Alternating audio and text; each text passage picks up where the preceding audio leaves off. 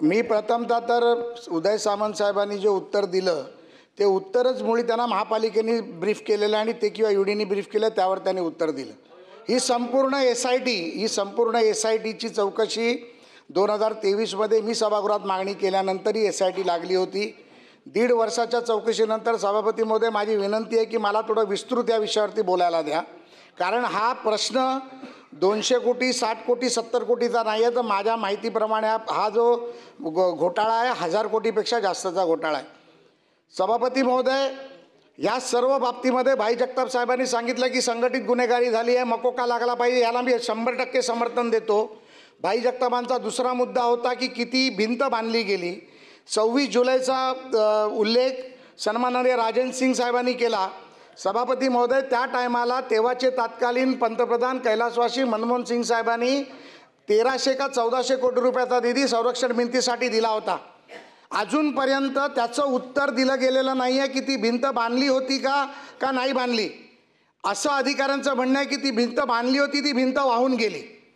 दुसरा प्रश्न सभापती महोदय, दर वर्षाला आम्ही 1.5 लाख मेट्रिक टन गाळ काढतो, 1.5 लाख ते 2 लाख मेट्रिक टन गाळ काढतो, अशा प्रकारची स्टेटमेंट काही अधिकाऱ्यांनी काही कॉन्ट्रॅक्टरनी तिथे दिली।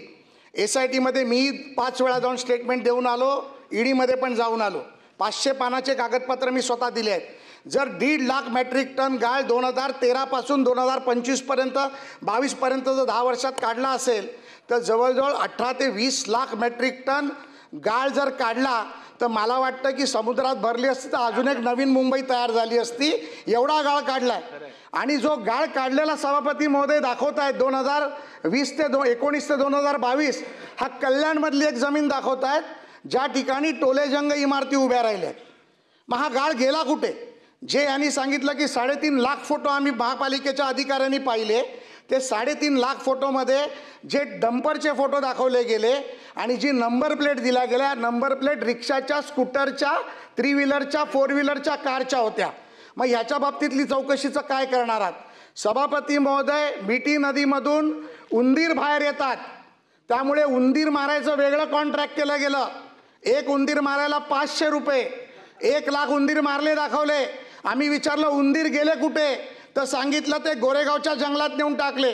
गोरेगावचं जंगल बाई मी पाहायला गेलो तर तिथे 25-25 फुटाची झाडं आहेत। सन्माननीय आदित्य ठाकरेंचं मी ते नाव घेऊ शकत नाही, पण त्यांनी ज्या वेळेला विरोध केला झाडं पाडू नका, सॉरी मी म्हणजे चांगल्या भाषेत चांगल्या पद्धतीत बोलतो, झाडं पाडू नका, ते जंगल या अधिकाऱ्यांनी दाखवलं, म्हणजे तिथे 25 फूट झाड आहे। मग उंदीर गेले कुठे, तर परत त्यांचं मागून उत्तर असं आहे की उंदीर टाकले म्हणून झाड मोठी लवकर जाईल।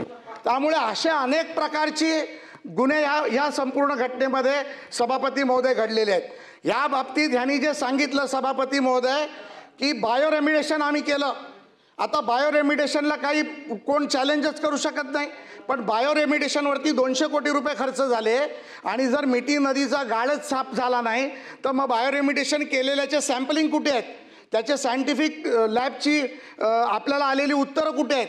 तिसरा विषय, ज्या जाळ्या दाखवल्या गेल्या की ज्यामध्ये मिठी नदी वाहून येते, मिठी नदी वाहून आल्यानंतर त्यामध्ये फर्निचर येतं, गुरंढोरं मेलेली येतात, अनेक काही वस्तू येतात, त्यासाठी वरळी असेल, माहीम असेल, काही ठिकाणी जाळ्या लावल्या गेल्या। त्या जाळ्या आम्ही जर्मनीमधनं आणल्या, परंतु त्या जाळ्या मरोळमध्ये अंधेरी MIDC मध्ये बनवल्या गेल्या। मग हे एवढे पैसे जर लुटले गेले त्याच्यावरती जर ह्यांना अँटिसिपेटरी बेलला हे जाणार असतील तर माझं म्हणणं आहे SIT खूप चांगल्या पद्धतीत काम करते।